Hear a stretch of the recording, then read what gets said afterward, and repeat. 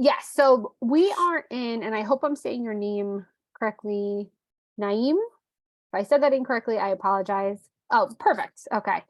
So we're in webinar mode. So you don't have the ability to unmute yourself or to show your video. If you do want to say something, I can give you permission to do that. And I can allow you to talk. But thank you for pointing that out, just in case anybody else was wondering. All right, so we're going to go ahead and get started. So good morning. Thank you all so much for being here and attending our monthly webinar on for the landlord outreach community.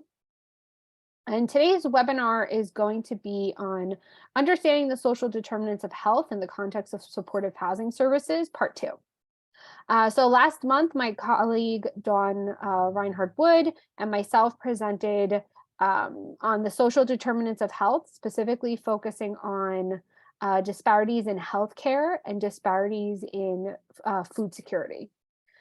Today, we're going to focus on 2 other aspects of social determinants of health in the context of how you're providing services to the individuals you work with in supportive housing.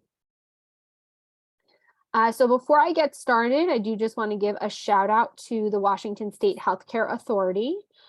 Today's webinar is hosted by DBHR through the Washington State Healthcare Authority. This is going to be an interactive training, and we encourage you to ask questions and participate throughout the session. The slides, as well as the link to the recording of this webinar, will be sent by email after the presentation. Additionally, as I said a couple of minutes ago, the presentation is in webinar mode. So you cannot talk unless I unmute you. If you would like to be unmuted, you should be able to raise your hand, and I can definitely give you permission to do so. But also just feel free to type in the chat box. This is going to be interactive. I am going to be asking questions, and the chat box is great to use in order to respond. Okay. So today I'm going to give a short overview and kind of review the social determinants of health. Some of you may have been in the webinar last month. If not, that's okay. I'm going to give a brief overview of what the social determinants of health are and kind of reorient us to how we're going to discuss them in the context of our training today. We're also going to look at the impacts of the social determinants of health on a service recipient's ability to integrate into the community.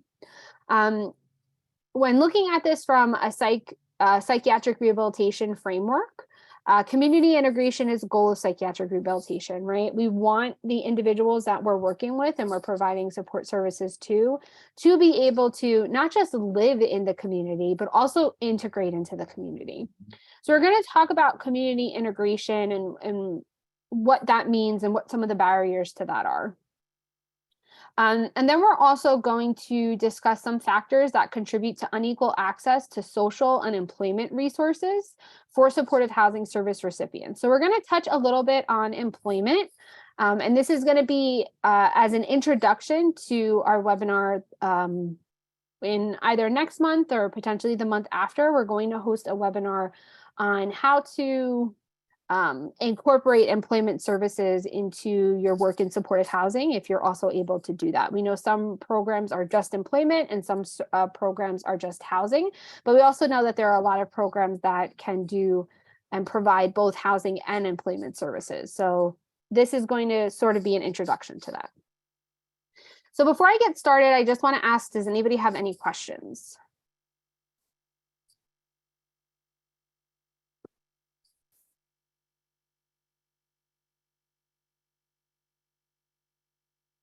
All right, so let's get started.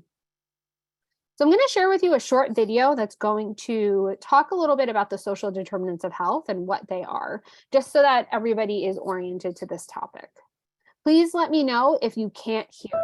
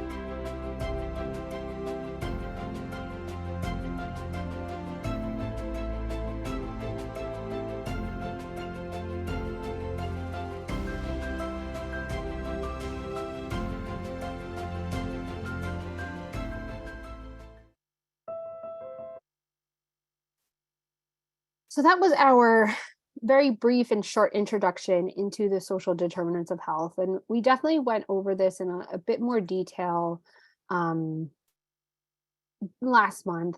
But the gist of what the social determinants of health are this interconnectedness of our environmental conditions. So the places where we're born, the places where we live, the places we learn, work, play, and worship, and how those conditions impact our health, our quality of life, and our overall well-being. Now, when you're thinking of the impact of the social determinants of health, um,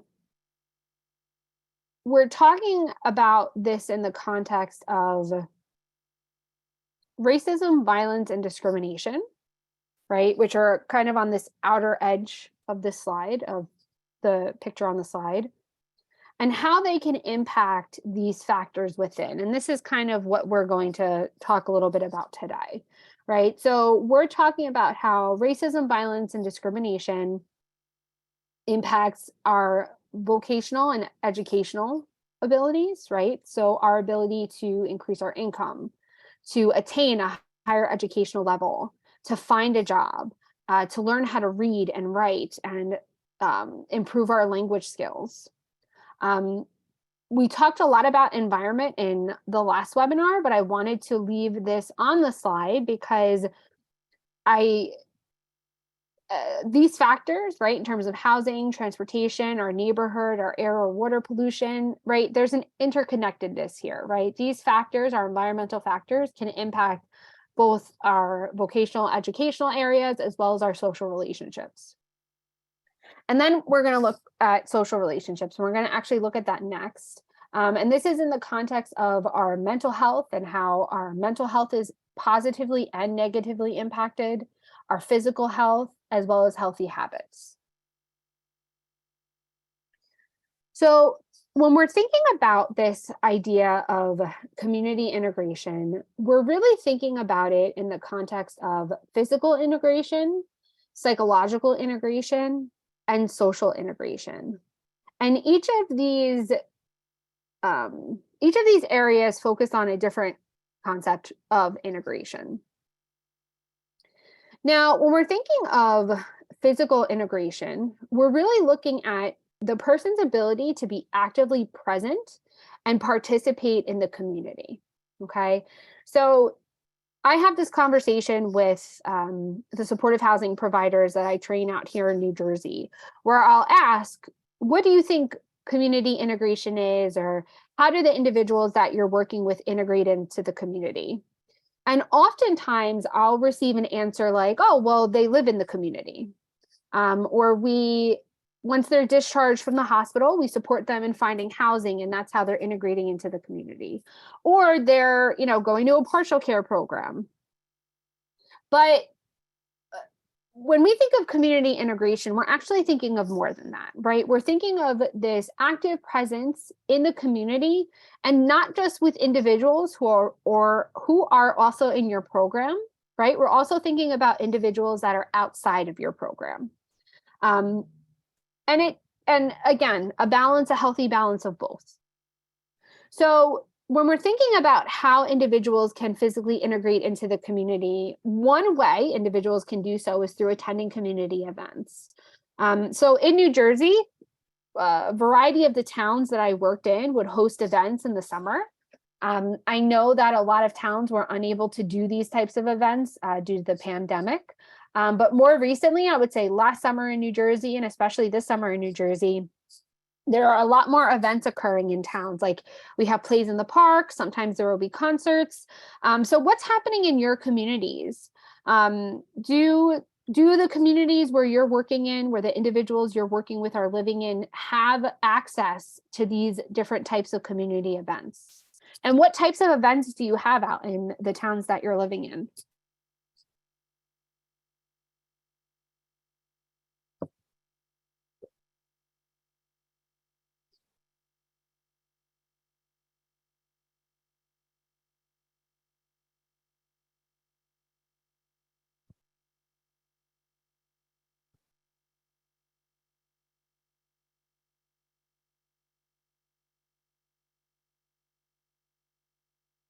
Oh, Ashley, that's so cool. Plant swaps and seed swaps. That is really cool. Now, is that like if you don't mind me asking, is that like a daily, or not like a daily, is that like a weekly meetup kind of thing to be able to go to this one place and everybody will bring a plant or they'll bring a seed and they'll swap? That just sounds so interesting to me because I'm not from a rural part of New Jersey. So that's super interesting to me. Thank you. Thank you for sharing that. So we're also having some other people in the chat. Thank you so much. So concerts in the park every week. Thank you, Teresa. Naeem, movie nights. Christina, you said holiday events are common. For example, several Easter egg hunts happened this past weekend. Absolutely. And I think a community resource, which we're going to get to in a little bit, but like a church or another type of place of worship, right? They're some place where you could potentially access some of these community events. So thank you for bringing that up, Christina. So Ashley, you said the seed swap usually a monthly occurrence during the spring or summer. That probably makes more sense than like weekly. So thank you for clarifying that for me. So Daniel, farmers markets, absolutely. I love farmer market season out here in New Jersey. Shared food through food programs. So again, is that like a meetup where you just kind of share food with each other? If you could elaborate on that a little bit, Christina, I'd appreciate it, but you definitely don't have to. Roy, you said community resource fairs at community centers, schools, parks, etc. Various organizations host at different times. Yeah, so it sounds like there's a variety of different events happening. Now, are the individuals that you're working with attending these events? Are they interested in these events? And do they have access to attend these events either independently or with your support?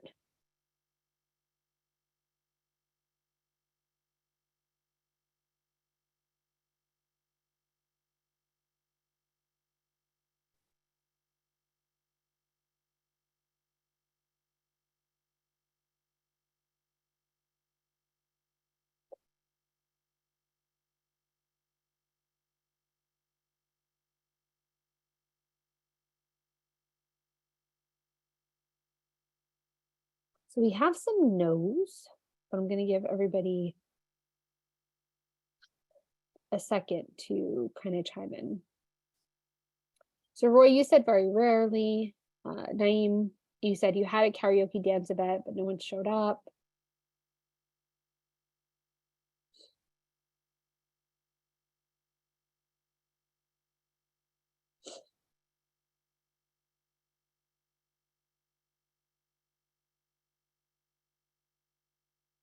So from the responses I'm getting, it definitely seems like maybe an lack of interest, and maybe potentially a lack of access. So Daniel, I think you're going to speak to that. So good timing.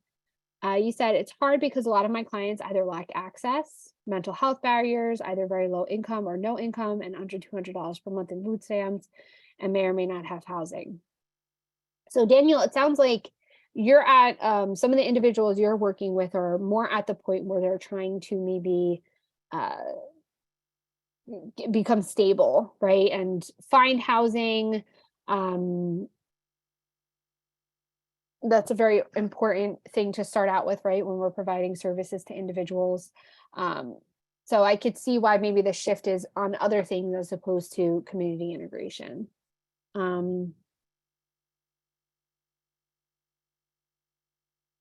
Oh, this is cool, Christina. So you said mostly the shared food is at churches and they tend to be best attended by families with cars. It's something to keep children in our hotel motel programs active. And outside of their hotel rooms, families without children and our seniors rarely attend these events. So you are at your agency where you're working.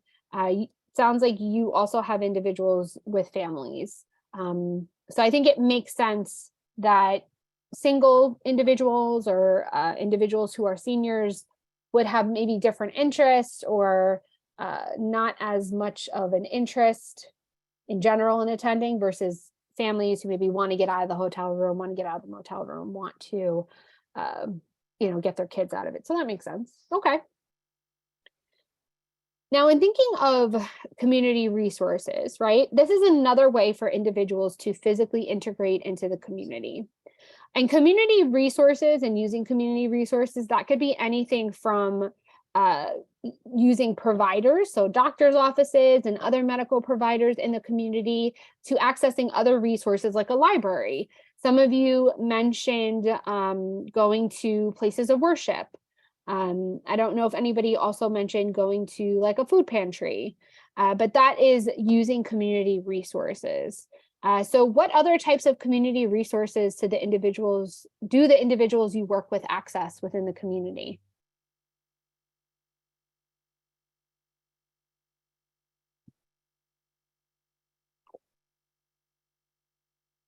Any other ones other than what was previously mentioned?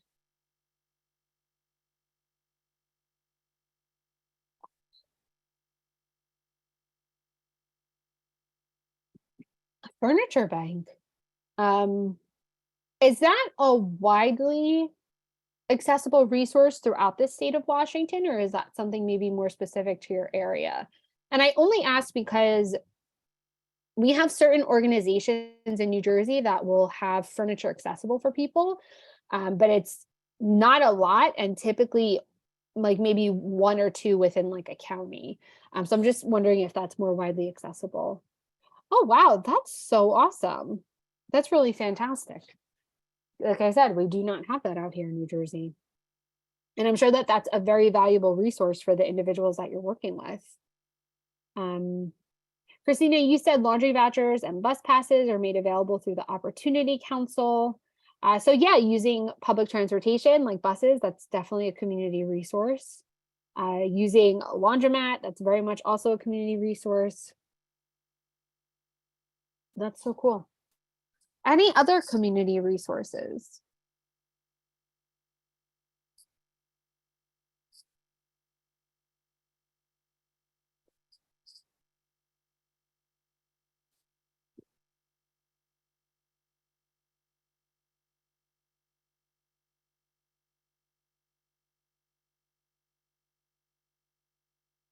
Oh, that's fantastic also, Christina. So you said there are also free health events for both children and pets. So like a health fair, I'm guessing.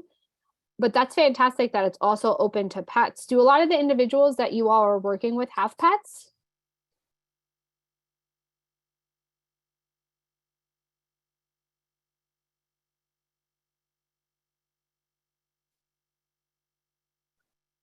So I will say I don't know if it's as surprising for you all, but it is surprising for me because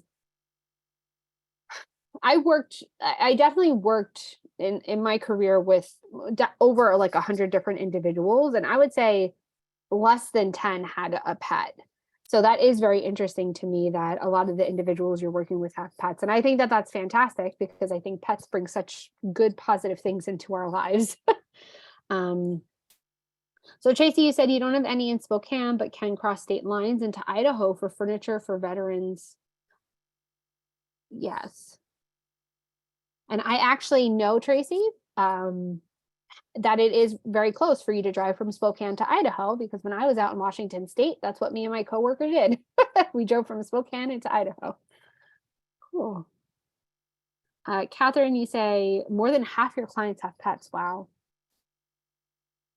Um, and then Roy, you also have a new day center opening here in Olympia. Multiple providers can sign up to spend time there to connect with individuals seeking services. Michelle, you said health or ambulatory aid centers, inexpensive rental or free used materials. That's fantastic as well. A lot of this is like a multitude of community resources. This is fantastic. Okay. And I'm guessing a lot of these are accessible to the individuals that you're working with. At least the resources that you all are individually naming are accessible. Very cool. And then the last way, or another way, because there's many ways to integrate into the community, right? But the final way I'm going to discuss to physically integrate into the community is volunteering. So in New Jersey, a lot of the individuals I worked with would volunteer at animal shelters in the city that they lived in. Are the individuals you are working with, are they volunteering? And if so, where are they volunteering? I'm assuming that there would be different volunteer opportunities within your state versus New Jersey. So that's why I'm asking.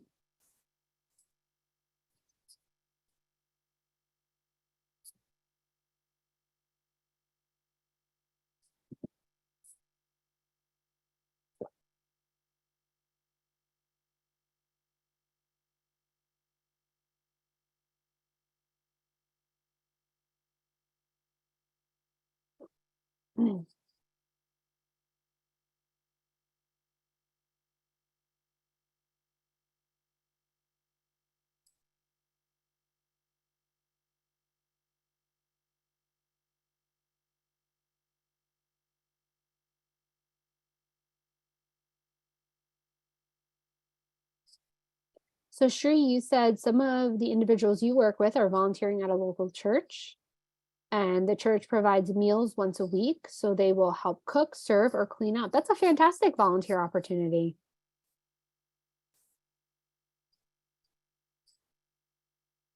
And if the individuals you're working with aren't typically pursuing volunteer opportunities, you can also just say, nope, we're not doing that. Or the individuals I'm working with aren't doing that.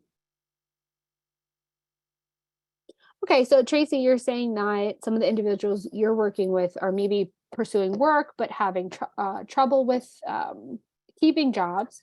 So your suggestion is to volunteer at a pet shelter to get used to punching a clock and supervision. Absolutely. Any other volunteer opportunities? Again, this is another fantastic one. So Michelle, you said seniors supporting other seniors, like offering rides, being of company, and light housekeeping. Absolutely.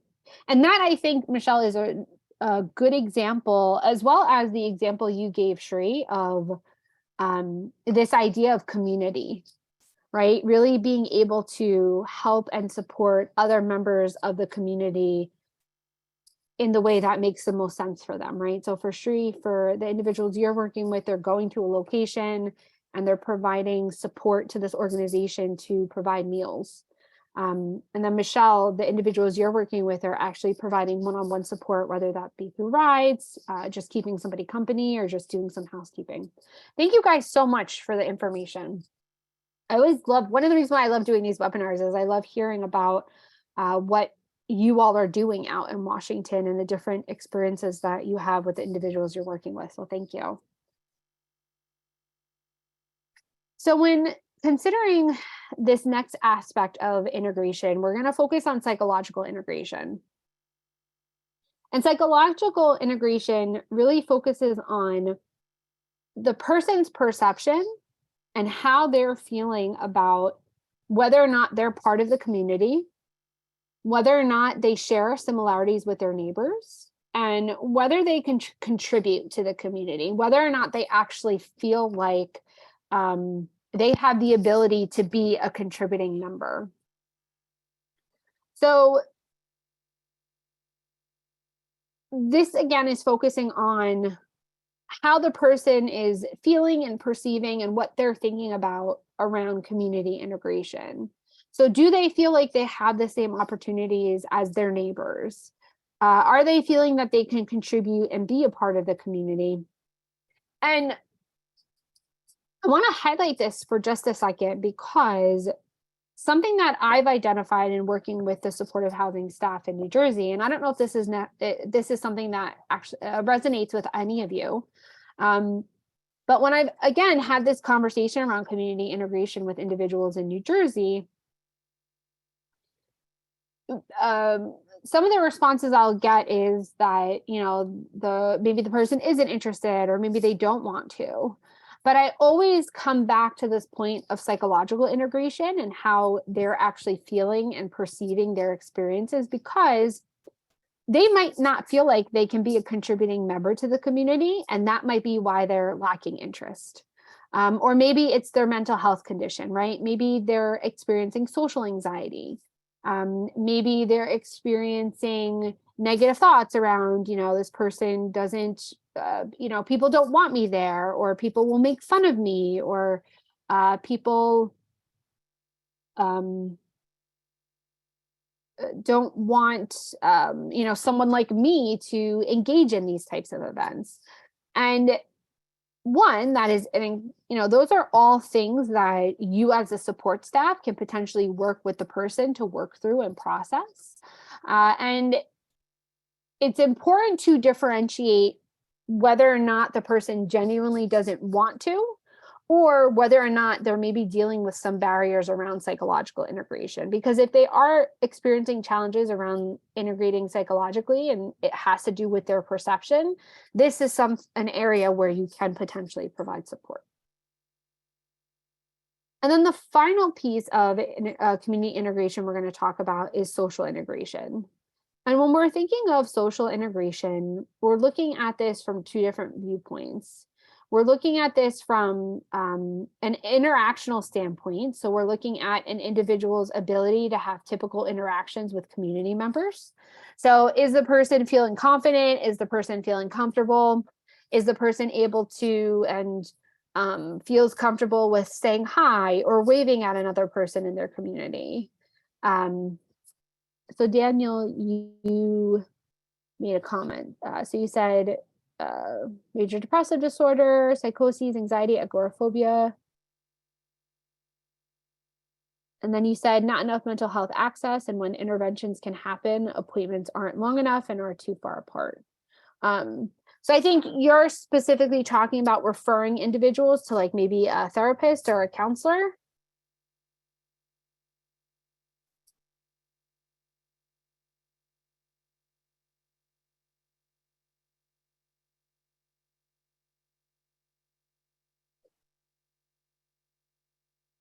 Right.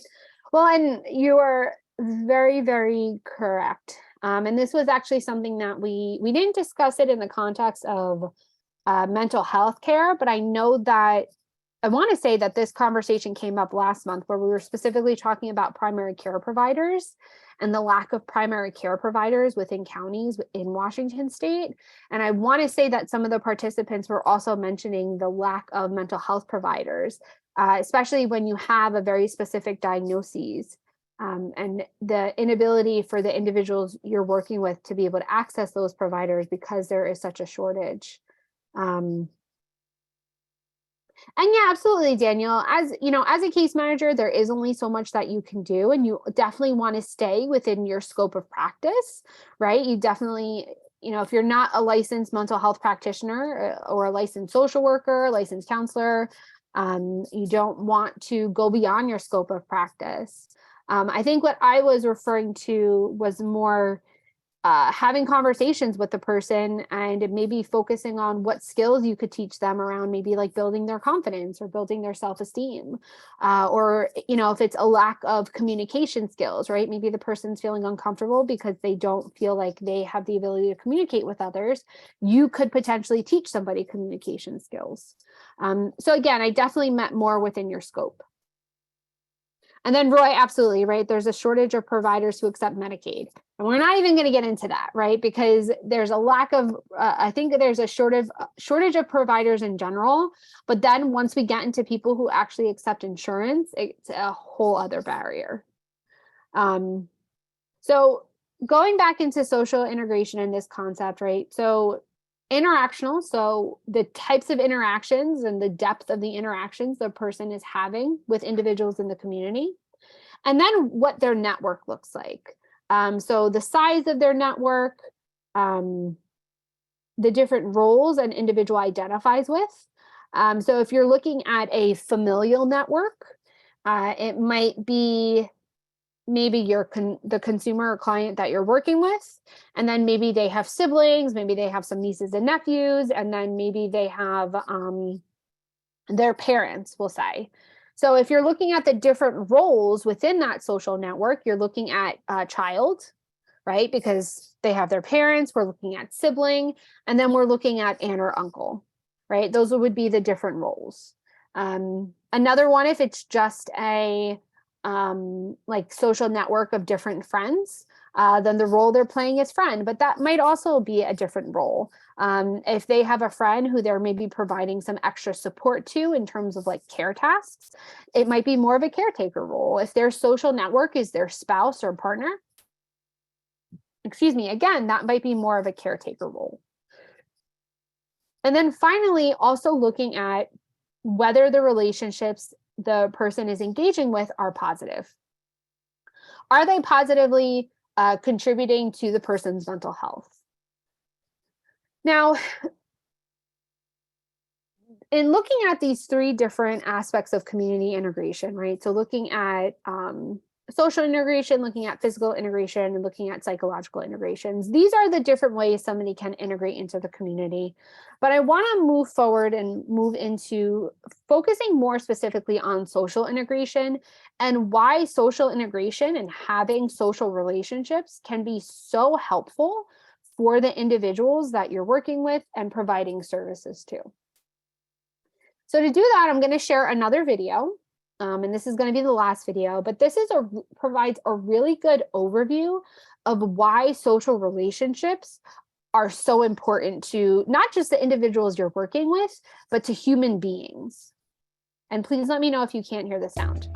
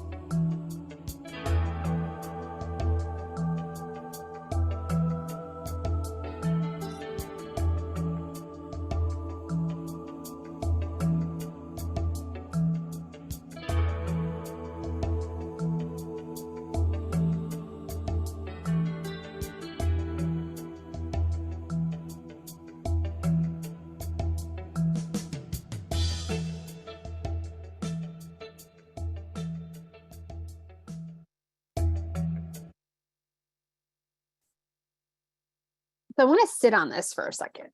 Because when we're thinking about why social relationships are so important, we're looking at what happens when we don't have social relationships, right? And when I was thinking about this, the biggest thing that came to my head was loneliness. Because this is something that a lot of the individuals I was working with were reporting to me, that they were feeling lonely because they didn't have maybe friends. They didn't have a lot of friends who they saw maybe outside of program or work. They didn't have family, or they weren't in touch with their family, and they were feeling lonely. And as you can see from the video, loneliness can have a lot of negative impacts on your physical health as well as your mental health. So I just want to ask, is loneliness something that is reported to you by the individuals that you're working with? Are the individuals you're working with experiencing loneliness?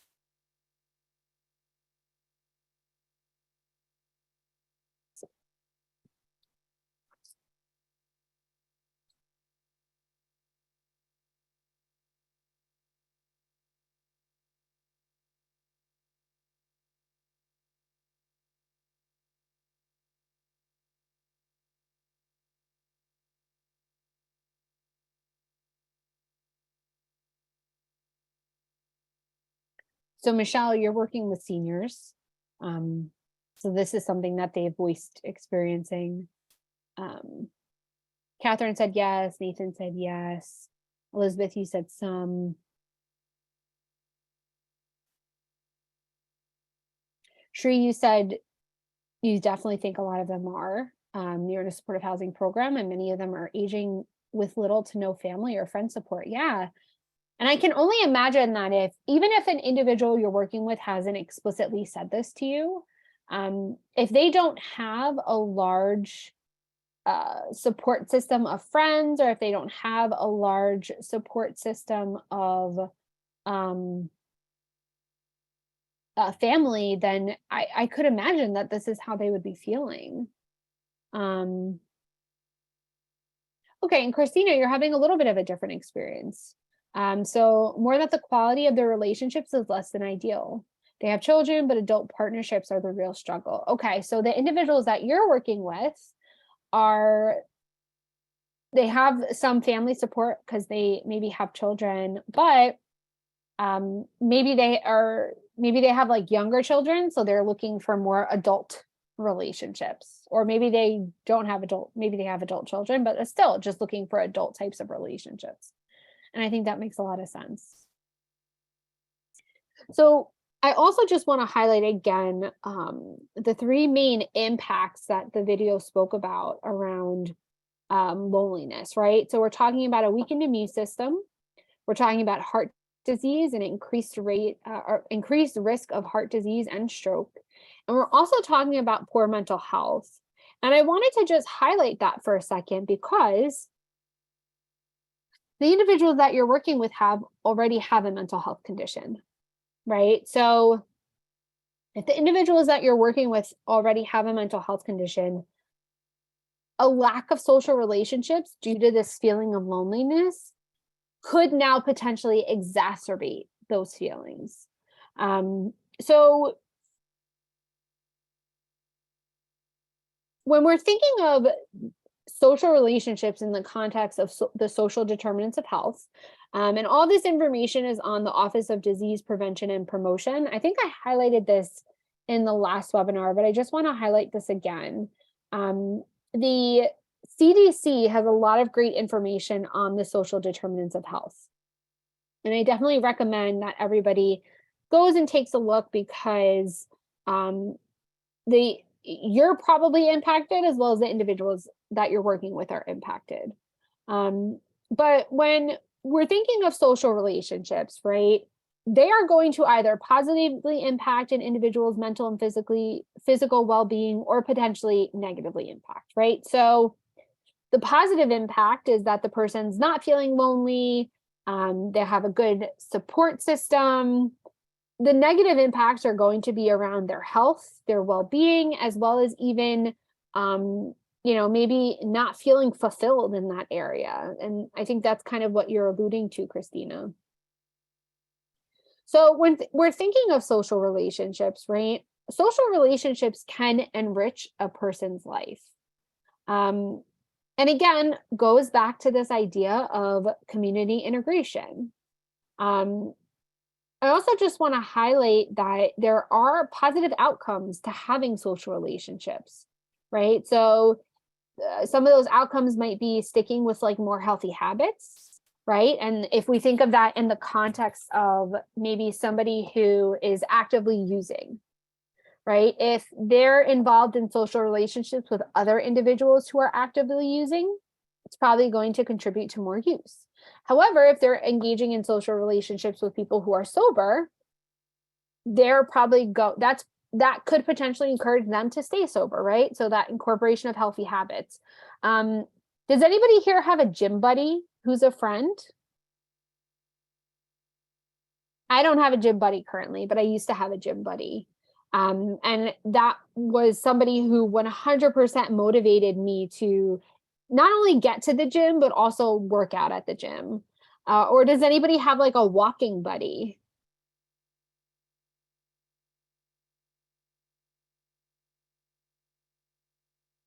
Yeah, absolutely. And then Michelle, I do want to highlight the point that you're making around how social relationships can also negatively impact somebody, right? So you said a real issue for seniors is elder abuse. So whether abuse from a significant other or other family members, it thrives in isolation. It's so important to have resources and places of community for seniors. I want to expand on that for a second. Yeah, so I will say this. You have to make sure if you are going to comment something that you put it to everybody. But that's also why I'm reading the comments, Crystal, because I know sometimes people don't, or sometimes people don't want to, and that's okay. So that's why I'm reading them. But Michelle brings up a really great point around elder abuse, right? Because when you think about people in a situation where it's an elder abuse situation, or even somebody who's potentially in a domestic violence situation, does anybody out there work with individuals in either in a domestic violence situation, or does anybody work for an agency or an organization that works with individuals that are have been in domestic violence situations or are in domestic violence situations?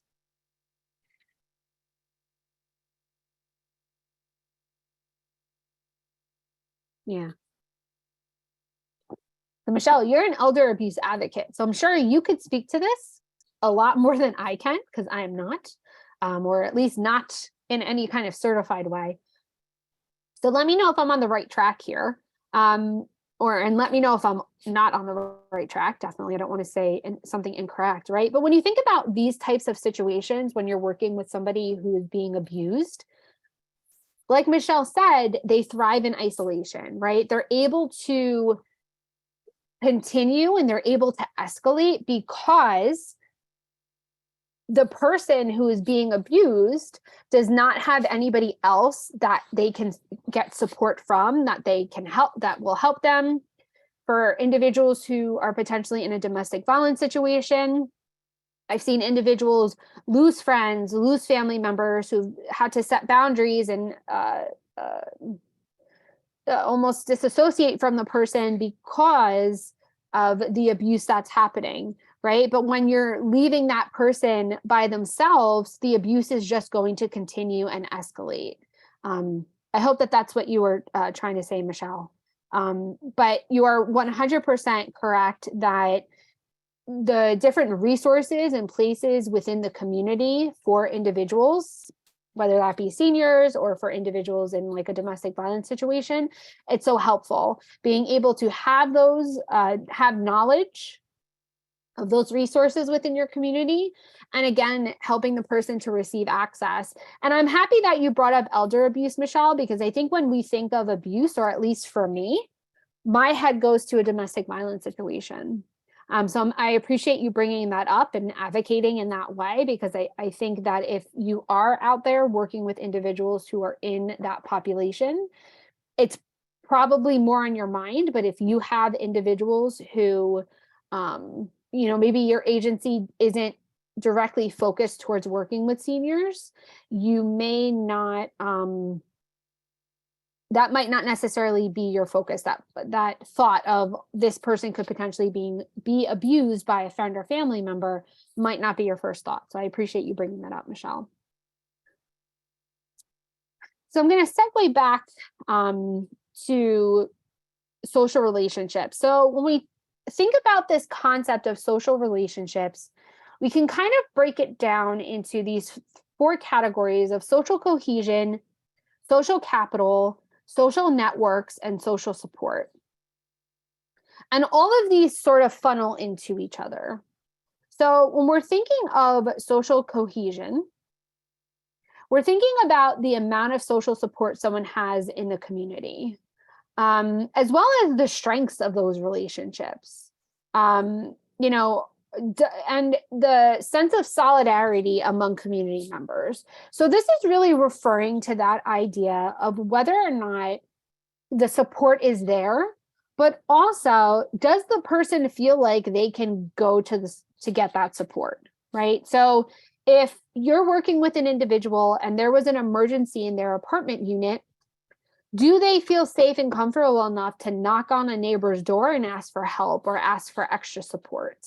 Or if another neighbor was experiencing a situation, do they feel comfortable being able to now let that person into their home to, provide that support. I can give you a personal story. When I was living in an apartment a couple years ago, my neighbor across from me locked herself out of her apartment with food on the stove. And she was very much in distress, and I tried to welcome her into my apartment, and she was able to stay in my apartment until the police came. They had to the window was open, so they had to get on the ladder. They had to cut the screen. They got in. They were able to, avoid a fire, which was fantastic. But I'm happy that I was able to provide that support to her, and that I felt comfortable doing so.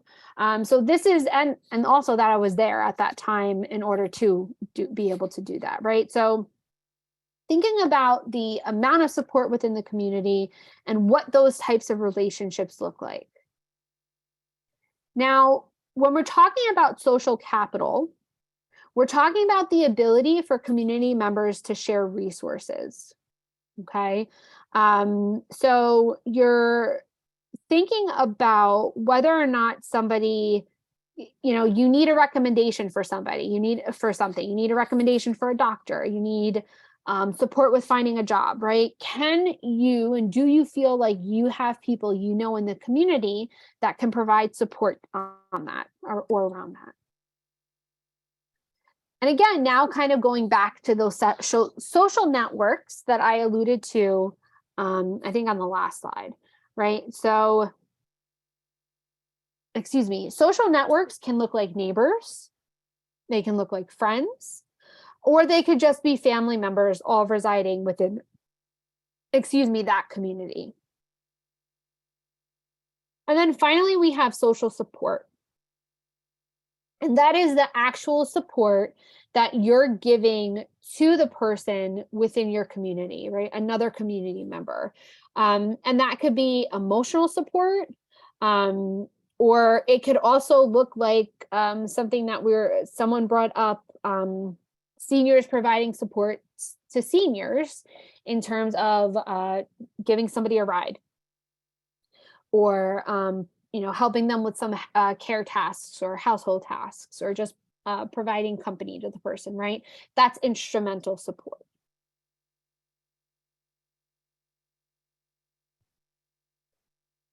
Now, when we're thinking of social cohesion, right, I'm going to now give you some more examples of these. So when we're looking at this idea of social cohesion, we're thinking about this ability to be able to rely on somebody and feel like you can actually reach out to the neighbor for support, right? So the example that I gave around my neighbor feeling comfortable enough to knock on my door and me feeling comfortable enough to let them into my apartment while we waited for the fire department to come. It could also be something like, feeling comfortable enough or feeling like you can, even hold the door open for a neighbor when they're bringing their groceries in, or saying, hey, do you need help with that? I can help you up to your apartment. If you see somebody in distress on the street, do you feel, and you know them because you know they live in your building, do you feel comfortable enough to say, hey, do you need my phone to call somebody? Do you need support in some way? In terms of social capital, right? It could be somebody providing a volunteer recommendation from one friend to another, or another recommendation, right? Oh, you should go to the podiatrist that I go to. Or you should consider changing to the primary care doctor that I go to. I've had a lot of really great experiences with them. And then when thinking of social networks, that is actually now attending these community events with a neighbor to meet with others, right? That's that aspect of physical integration we talked about. And then finally, with social support, it could be something like sharing a meal with a neighbor who lost a family member. Or again, holding the door open for somebody, providing that support to them if you see them in distress. So now I have some questions for all of you. So when thinking of this idea of social cohesion, do you feel that the individuals that you're working with are engaged within the communities that they live in?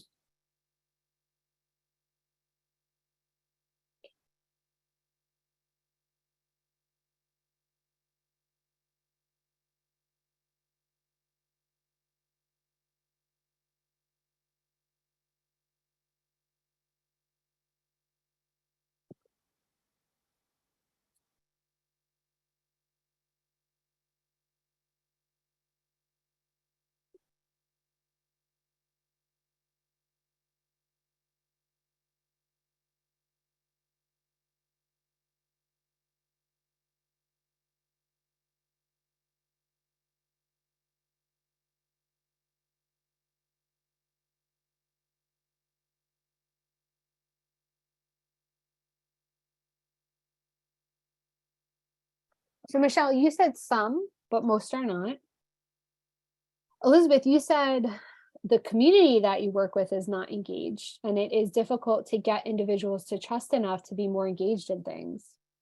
And I appreciate you bringing up this idea of trust, because I also think that when I was saying and using the word comfortable, I think trust can very much come into that,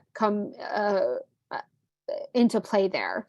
I'm going to go out on a limb here and say that a lot of the individuals that you work with have at some point in time experienced some type of traumatic experience, potentially with another individual, another human being. And it can be very hard to trust and feel comfortable enough to trust another person, or trust yourself enough to put yourself in a circumstance where you might have to be engaged in the community. So I appreciate you bringing that up. For anybody else out there, would you say that trust is something that might be a barrier to supporting individuals, or not to supporting individuals, to individuals being engaged in their own community? And actually, yeah, absolutely, right? Trust building is such an important element of the work, right? Trusting the therapeutic relationship between you as the service provider and the service recipient, and building that trust, but then also, again, trusting other members of the community. And you're right, Derek, right? Trust is hard. It is definitely hard to build, especially when you consider that a lot of the individuals you work with have probably experienced some type of traumatic experience. But I like your hopeful perspective on this, Ashley. And I would agree with you. It does take time, but it can very much be essential to the work. And it could help somebody feel more comfortable. It could help somebody feel more safe. Um, you know, a lot of the people that you work with might not even feel safe within the community. And that feeling of safety could very well be a barrier for them to want to engage in the community. Does anybody else also maybe think that safety, and maybe not feeling safe, could potentially be a contributing factor to their ability to engage in the community? Kristen, you said you used to work with folks that were chronically homeless with mental or physical illness and some with substance abuse. They were mostly engaged with other folks on the street. I think some did not feel trust toward others as much because they had lost so many people that they had gained trust in. Case managers come and go in agencies, and losing a person that you bonded with is hard. Yeah, absolutely. One of the individuals I used to work with, I would say he found the sort of cycle of somebody coming in and him sharing his story with them, and then them working with him and building that relationship and building the therapeutic relationship, and then having that person move on. That was a traumatic experience for him. And I say that because the first day I met him, he said, I don't know, like we can meet, but I don't want to meet often with you because you're just going to leave. And then as we started to engage more and meet more, at least once a month, he was asking me, so are you leaving yet? if you're leaving, I need you to tell me, because I need a heads up. And he basically asked me that until eventually, and unfortunately, I moved on into this position. So you're absolutely right, Kristen. It can be a challenging process for individuals. And you also bring up an interesting point, Kristen. When you think of individuals who are unhoused, they have their own community, or at least that's the perception that I've gotten from working with individuals. They develop their own community with other individuals who are unhoused, and they, rely on each other for support. So when thinking of social capital, um, and I know we talked about resources in general, but my question for you now is a little bit more specific. So what types of resources are your service recipients able to share with others? And that could be either another service recipient, and this isn't something that is necessarily something that has happened.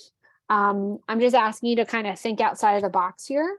But what types of resources might an individual that you're working with be able to share with another person? I'm just going to leave it at that.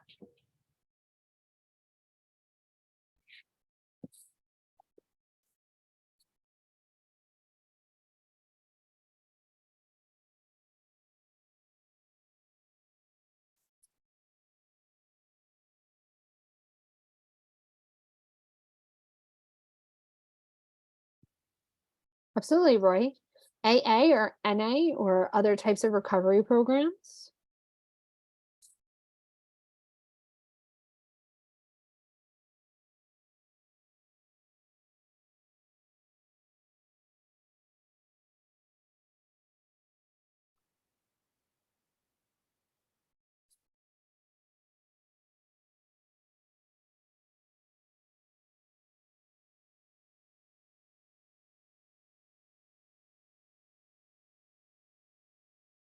Shree, that is so fantastic.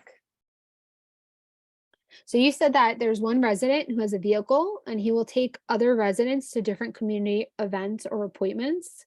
And then every now and then you provide him with a gift card to help with gas, as a thank you and as a I see you kind of thing. That is so fantastic. One, fantastic that the individual is willing to share this resource, right? Their car, right? They're sharing this car with other people and supporting other, residents and being able to go different places, whether it be an event or an appointment. And I know that medical care is something that's really important, right? So being able to support another individual in receiving medical care, that's amazing. But I also think it's fantastic that now, when you say you, do you mean you or do you mean your agency?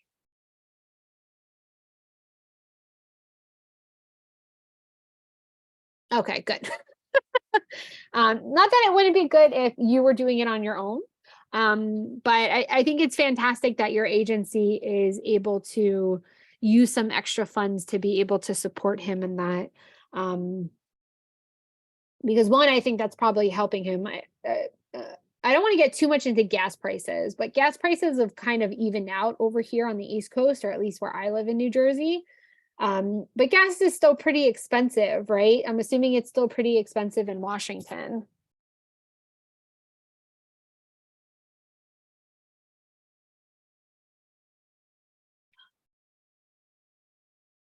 Okay, so it sounds like your agency also already kind of has some gift cards that they give out.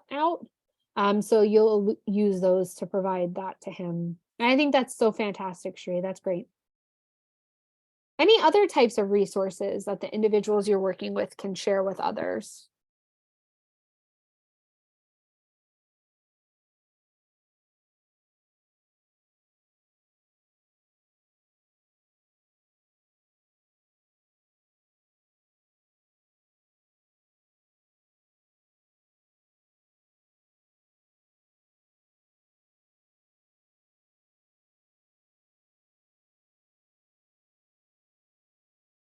All right. So let's go into social networks. So what types of social networks do the individuals you're working with have? What do those social networks look like? So it sounds like for the individual you're talking about, their social network maybe consists of other, either residents of the building, maybe where they live, or other individuals within your program. Um, what other types of networks do the individuals, and this is for everybody, that you're working with look like?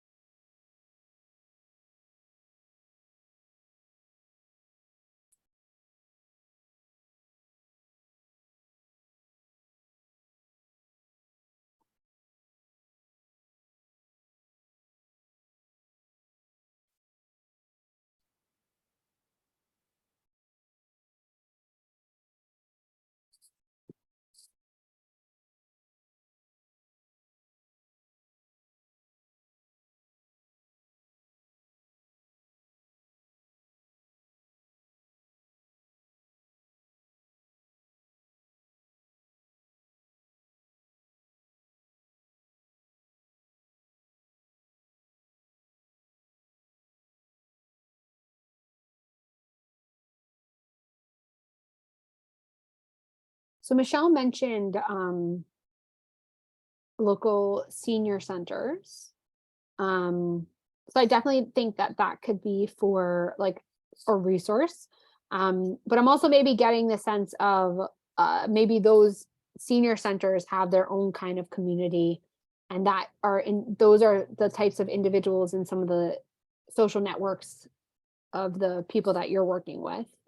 Um, Social networks, again, just to kind of reiterate everybody, those are the actual people within their where they have their social the people who they have their social relationships with. So it could be friends, it could be family.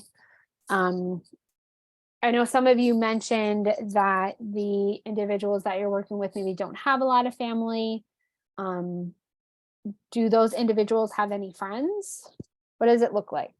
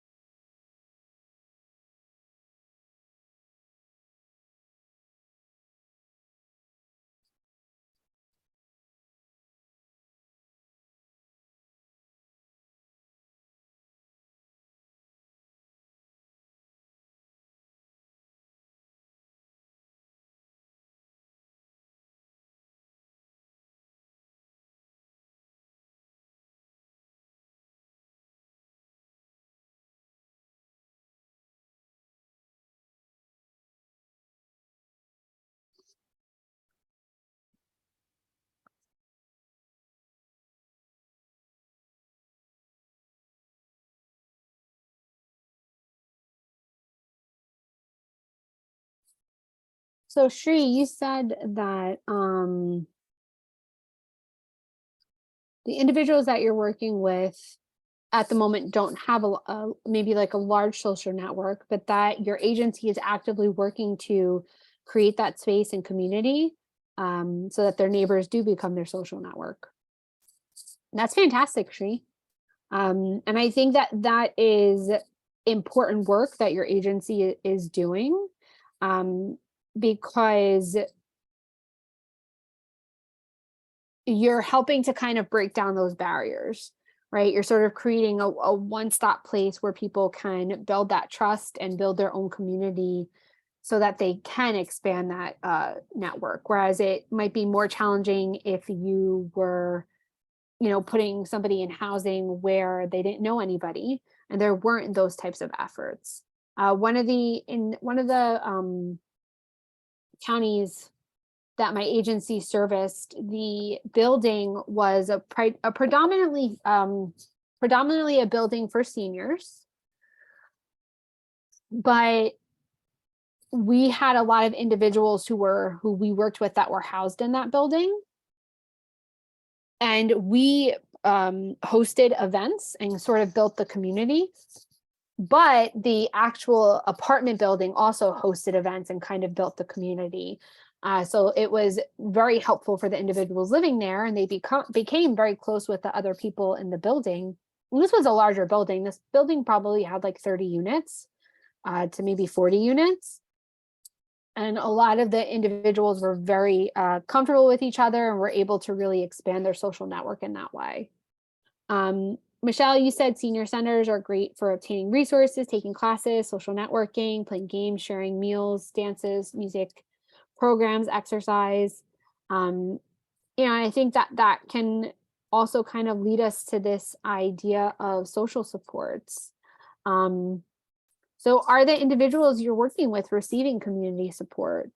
For you, Michelle, and for you, Shri, it definitely sounds like the individuals you're working with are. Because they do sound engaged in the community. I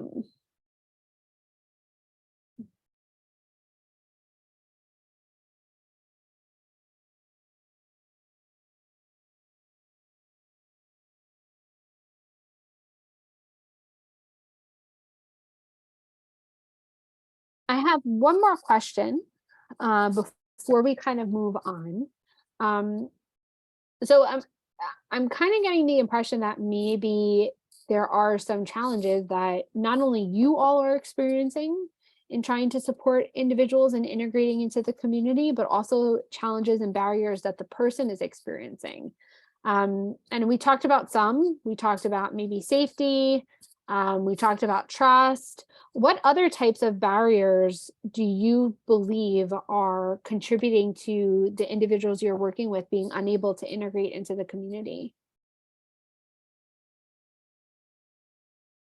What are your thoughts?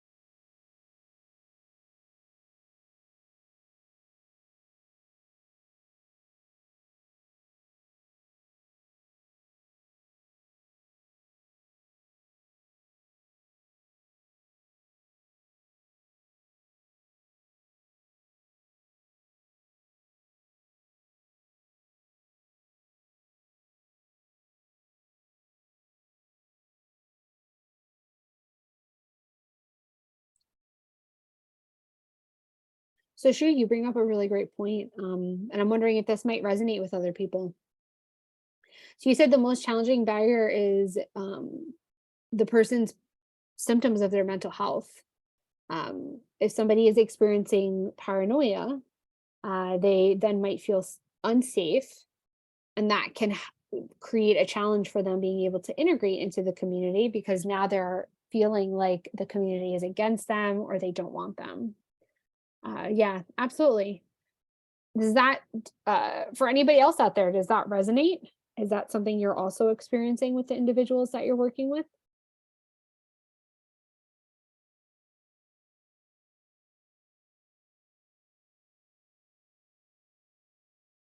Right, stigma. Absolutely. And I think the stigma around someone's mental health condition, I think goes back this idea of discrimination, right? Violence and racism, and how these factors can impact things like a person's ability to build social relationships, engage in their environment, or engage in vocational or educational opportunities, right? And that's why we have these sort of on the outside of this bubble, to show that they are a barrier and they are a contributing factor. So thank you for sharing that, Sri. So Michelle, you also said access to internet, or that so much is done online and many seniors aren't online or have the ability to do so. Reliable transportation, not enough. Mental health support for seniors, not enough affordable senior housing, so they end up homeless or couch surfing or stay in abusive relationships because they don't want to be homeless. Right, so access to different resources, right? So if they don't have access to the internet, or if they don't have like technology like a cell phone or a computer, right? When you think about things, integrating into the community, right? You're also thinking about, when I would look for community events, I would look online for those events. Meetup apps, that's something that we recommend. Different meetup apps, or even like Eventbrite will also host like online events. I've referred individuals to online knitting circles. But again, if you don't have the technology to be able to access that, then it's not accessible. Reliable transportation, 100%. And then not enough mental health support. Affordable housing, not enough of that.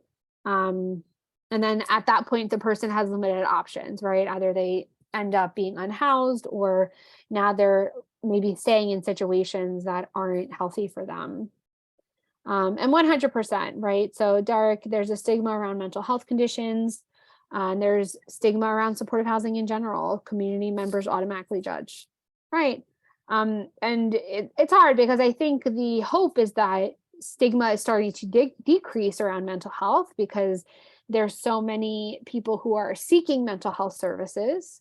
But I think you bring up a really great point, Derek, around supportive housing, and having supportive services or more intense supportive services other than just like going to therapy, that could very much be stigmatizing.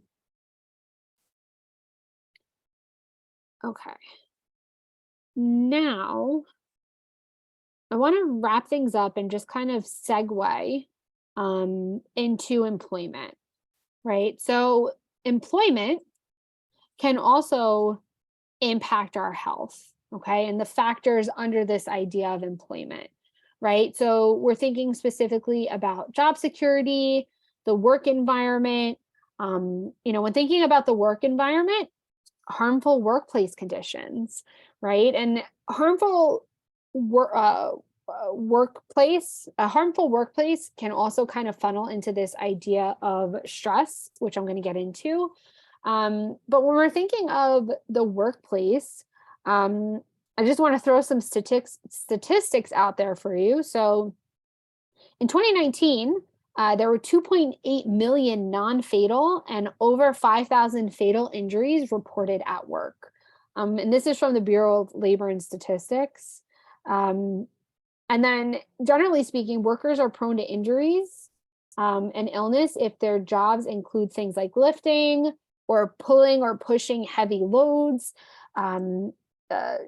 not great quality office equipment, like, maybe old like office chairs, or being exposed to like chemicals, pesticides, asbestos, or even a noisy work environment. And I wanted to highlight that because when I think about some of the jobs that the individuals I used to work with would partake in, right, it would be in like warehouses.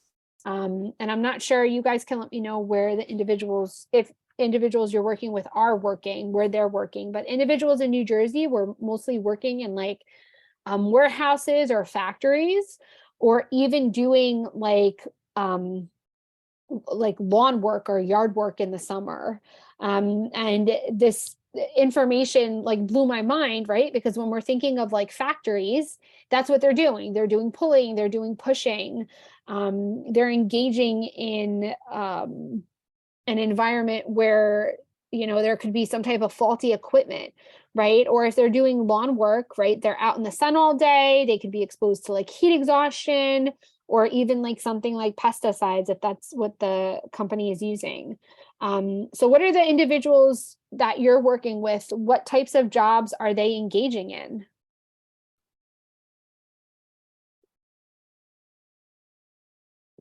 And as you're answering that, there are other factors that impact our health, right? So compensation. When we're working really, really long days and we're not being compensated enough, that could potentially negatively impact our health. Even having a lot of work responsibilities. And then this idea of unemployment, right? So not being employed can negatively impact your health.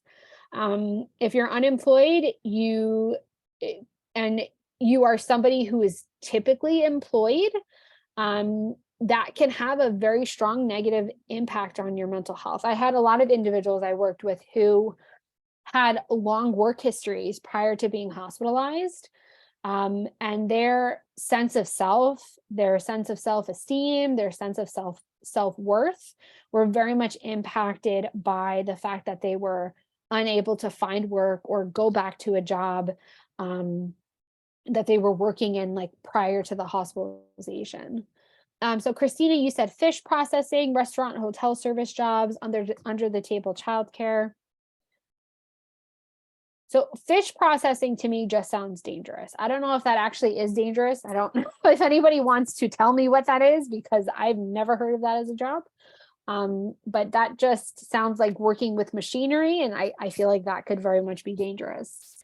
And then again, all of these factors then can kind of exacerbate stress, right? Job security. If you're afraid that you're going to lose your job, you're going to feel stressed. If you're in a stressful work environment, right? If you're not being compensated, if you're overburdened. And again, these are some factors under that, right? So again, this unsafe work environment, feeling overburdened by your job, having maybe multiple jobs, working really long hour days, working an 8-hour day or more can be incredibly hard on somebody's body. And then also, and I put working more than one job twice. So Christina, you said descaling, deboning, filleting the fish, unloading boats, et cetera, et cetera. Yeah, dangerous. That sounds incredibly dangerous. My goodness. Michelle, you said when some go back into the workforce to support themselves, they try to find jobs that won't have 8-hour workdays, or where they don't have to stand for long periods of time, having flexible schedules to accommodate health issues. Ageism is a real problem for seniors finding new jobs or keeping their jobs. So this is actually a really good segue, Michelle, into factors related to employment disparities. So age isn't on here because the factors that I identified were specifically from what the CDC identified, but yes, ageism, 100%.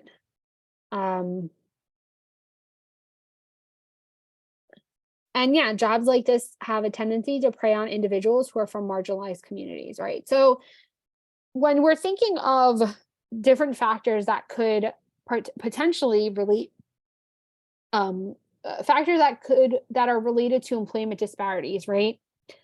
Racial and ethnic disparities, right? So you bring up a really good point, Ashley, right? Because we know that white people are more likely to work in those white collar types of jobs, be managers, whereas persons of color are more likely to do the blue collar service jobs, right? They're the individuals who are more likely to be doing jobs like processing fish or fish processing. And then even just looking at like the different unemployment rates. So if we look to before the pandemic in 2019, the unemployment rate for individuals who identified as Black was 5.4%, whereas individuals who identified as white was 3.2%. And then again, persons of color are more likely to work in jobs where they have a higher risk of being exposed to environmental factors, a higher risk of injury. So that's just looking at racial and ethnic disparities. If we go into gender disparities, we know that men are more likely to have a higher paying job or have like a higher status within the jobs, but they're more also likely to have a physically demanding job. On the other end, though, women are experiencing sexual harassment at work. Women are in jobs where they're reporting that they're experiencing mental health problems, right? And then if we go to this idea of educational level, we know that in order to get more good paying jobs, right, more well-paying jobs, you have to have a significant educational level. And if we go back all the way to the first slide, which I'm not going to do for the purpose of time, but we know that when you don't have, as a child, if you're not having access to certain resources, it's going to impact your ability to now go on into higher education, right? So to kind of summarize, and I purposely didn't want to get too much into this, because again, we're going to focus a future webinar on how to better support individuals with attaining work and finding jobs. But when we're thinking in the context of the social determinants of health, we want to be mindful about these types of disparities and how they're going to impact an individual's ability to work, as well as how they're going to impact an individual's ability to engage in social relationships, right? We talked a lot about community integration, and we also talked about how there are a lot of barriers like access to things that are impacting the individuals that you're working with, impacting their ability to integrate into the community. So that's my little summary. We have 2 minutes left, and I promised that we were going to end on time, so I want to stick to that. So I just want to say thank you so much. I definitely appreciate your time and your attention, as well as your participation and engagement in the webinar today. Again, I just want to highlight that the webinar was hosted by DBHR through the Washington Healthcare Authority. I also want to just remind you that the link and the slides and the link to the recording are going to be emailed out to you. And then please make sure that you check out the Foundational Community Supports newsletter. It has all information on training and upcoming training events. And with that, I will stop recording.